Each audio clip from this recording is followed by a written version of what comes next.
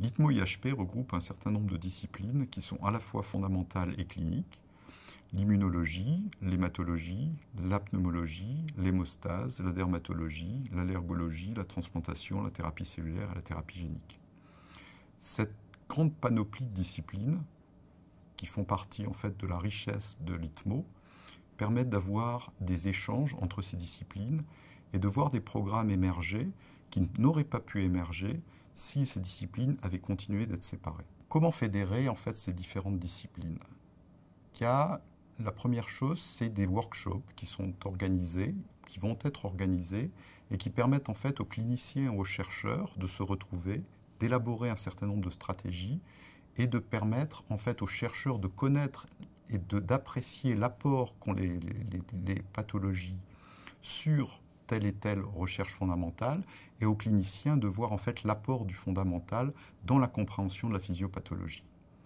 La seconde chose sont des congrès qui sont organisés par l'ITMO et qui permettent de montrer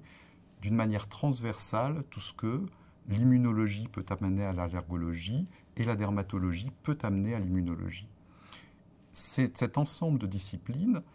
qui sont au sein de l'ITMO sont donc en constante interaction et peuvent permettre en fait l'émergence de programmes transversaux qui seront extrêmement importants pour la compréhension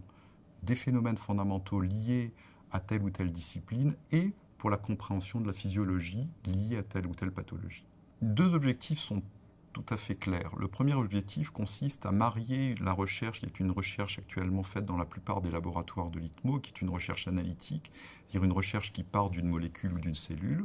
à une recherche beaucoup plus globale qu'on appelle la recherche en omics et qui permet d'avoir une vue générale sur l'ensemble des phénomènes qui se passent dans une cellule, dans un organisme ou dans un organe.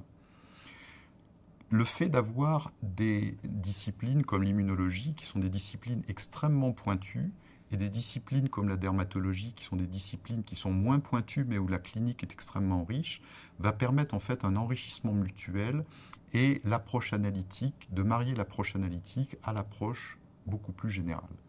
Le second objectif est un objectif qui est aussi à long terme et qui consiste en fait à essayer de mieux faire interagir la recherche privée et la recherche publique. On a un peu tendance actuellement à séparer, à scinder ces deux recherches, alors que finalement, sur certains enjeux, la recherche faite dans ces deux types d'organismes est exactement la même. Cela se fera essentiellement sur des thématiques qui peuvent être l'inflammation, qui peuvent être les cellules souches pour la thérapie cellulaire ou la thérapie génique, et sur ces thématiques, arriver à instaurer un dialogue avec les industriels qui permettent non pas d'avoir un financement des équipes par les industriels, mais d'avoir de réelles interactions entre la recherche industrielle et la recherche publique.